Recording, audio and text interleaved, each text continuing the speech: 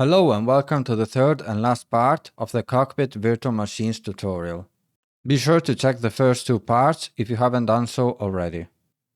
And now we can create new virtual machines, so we go back to the virtual machines page. You can either run import VM or create VM. Here there are lots of interesting ways to run virtual machines. You can even input a URL of an image of a virtual machine and it's going to do everything by itself, going to download it and run it.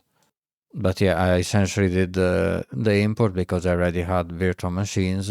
So you fill in your information. You see here, you just type in your path of the virtual hard disk. Here you can put, for example, unknown if it's the virtual machine is not on the list. You assign your memory, and then here is going to, of course, it's going to be stopped. You edit your CPU and RAM settings, okay, and it's going to work like that.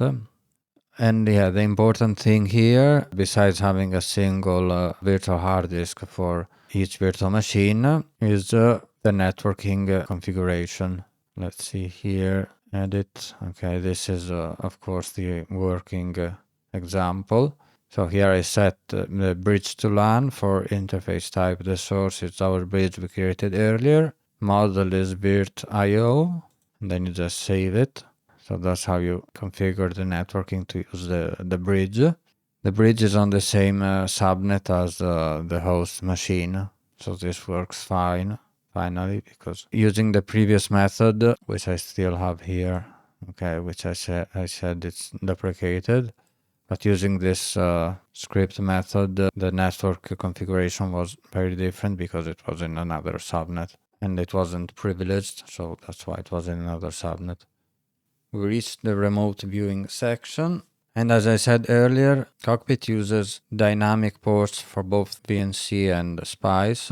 So when you have lots of virtual machines and you want to connect using an external client, it's going to be very hard to keep track of the ports because they're going to change every time. You need to set static ports for your SPICE or VNC depending on what you use, but here we're using SPICE. So you just open a shell like this. So this is the name we have here. You see the name of the virtual machine is going to match this one.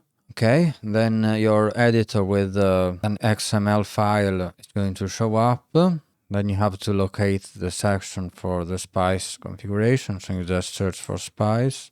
Okay, it's this one here. So originally it was like this, graphics SPICE, autoport yes, okay, you just need to set autoport no, and then as I did here, a static port. Okay, I selected this number not randomly, but because it's a high enough port, because they usually start from 5900, so selecting a higher port will not interfere with the dynamic ones. And then you just save and going to quit like this, and if you see here, domain Debian personal project XML configuration not changed, okay, so it works like that. And then on your guest, so on your virtual machine, you need to install the SPICE VD agent. So this is the example for Debian. You just auto-start this command and it's going to work out of the box. As I'm going to show now, okay, I just select like this. This is the full screen. Okay, then I can copy with the mouse button, the middle mouse button like this. So if you see, okay, let's see. The clipboard is working fine like this. This is very convenient.